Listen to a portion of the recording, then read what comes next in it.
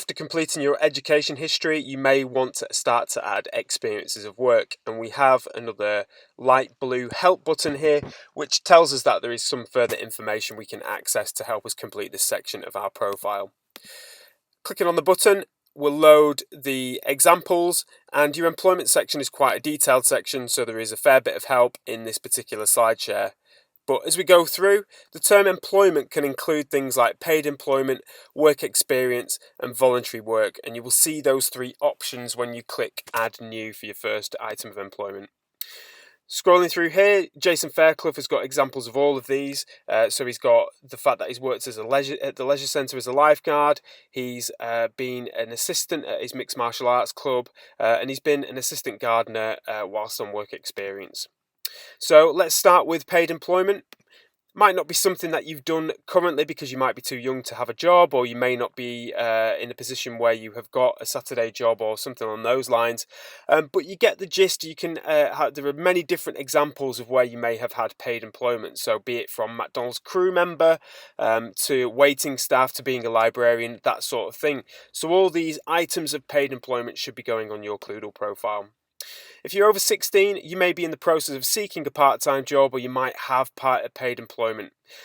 These sorts of employment can teach you valuable life lessons. So not only is finding a job important, but it's not to be frowned upon. So you might be a McDonald's assistant, but the skills that you are learning through these jobs is massively important, and it is something that you should be proud to list on your profile, as well as when you are writing the description, think about the skills overtly.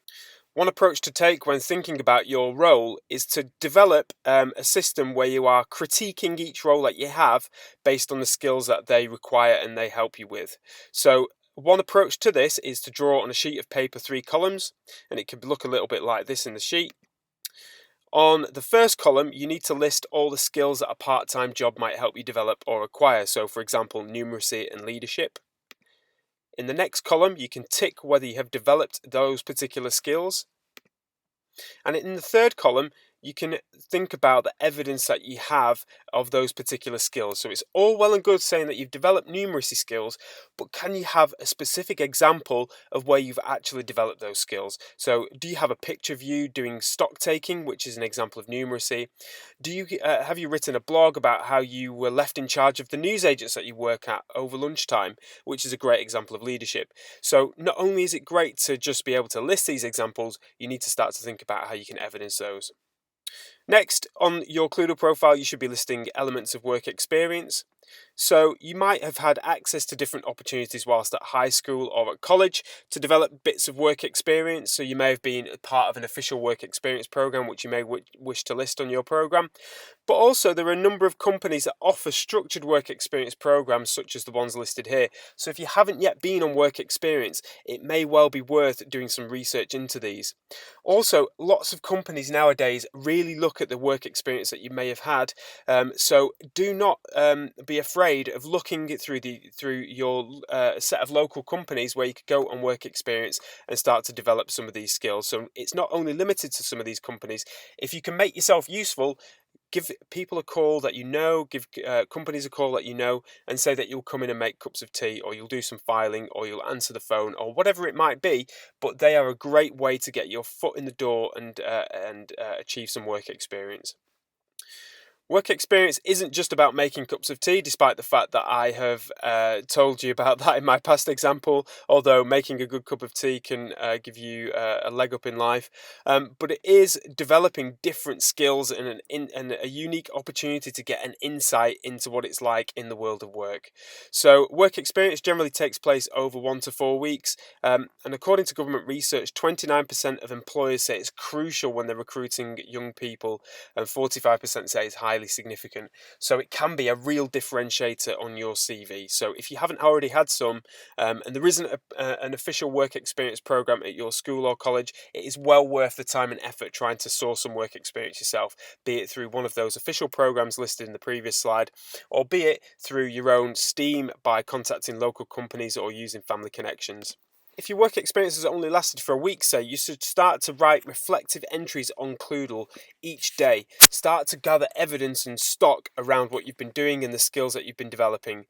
One of the things that you may find useful, and one of the things that Cloodle is really good at, is creating reflections on the skills you are building. So every day whilst you're out on work experience, you'll be developing new skills, be it teamwork, be it communication skills, be it analysis skills. All these things you will develop through work experience. And the way to start to realize the skills that you are developing is to create posts on Cloodle. So upload an entry about what you did today on work experience and start to describe the skills that you've developed. Not only will you be teaching yourself how to articulate these skills effectively, which will be a massive plus when you come to interview later on in life, but you will be also gathering together examples on a profile that you can draw upon later when it comes to making various different applications.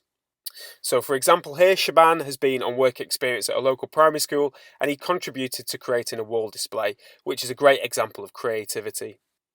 If your work experience is over a longer period than a week, you might want to update your Cloodle profile only on a weekly basis. So update what you did during this last week and what skills you built during that week.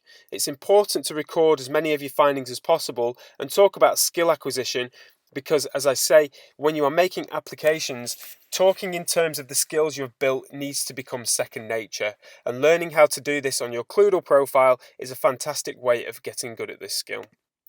So for evidence on your Cloodle profile, you might want to upload a photo or a video, or you might want to talk about it in the description section where you can write a short blog on what you've done in that particular day.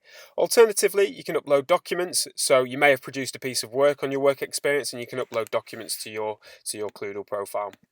So a great example of this is on Natasha Dutton's profile, where she's got an example of the design work that she did whilst on work experience with a graphic design agency. Don't forget when you create these posts to add the skills that you have demonstrated. The act of tagging in the skills is a great way to make the link between the activity you have done and the skills you have developed. The reason for this is that when you go to interview later on in life, you will be asked undoubtedly the question, can you tell me about a time you worked as part of a team? Or can you tell me about a time you showed resilience? Or can you tell me about a time you used Photoshop? And if you are used to talking about yourself in terms of these skills, then it will stand you in great stead, and your Cloodle profile is a fantastic way of getting used to this way of thinking.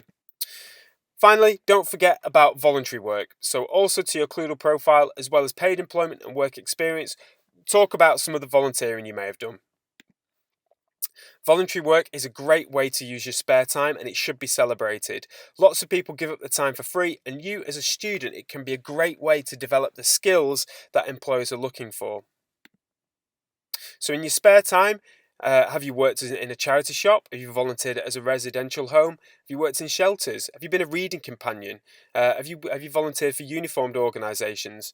Have you been a teaching assistant, a play worker, or a fundraiser? So all of these are great examples of voluntary work that you might want to include in your profile. And again, as with previous sections, you may not have done voluntary work, but use this list as a hit list of examples where you can generate voluntary work that can enhance your profile. Go through this list and look and think, well, I'll do some research into these sections and try and secure some voluntary work so I can strengthen my profile even further. As always on Cloodle, when you are uploading examples of your voluntary work, think about the skills that you have demonstrated. As I say, one of the tricks that Cloodle really helps you learn is the fact that you should be able to articulate all of your various different activities in terms of the skills you can use in your future. So as I say, an employer will undoubtedly ask you about a time that you've demonstrated resilience or solved a problem, and your voluntary work experience and paid employment can formulate great examples that you can talk about when you're in an interview later in life.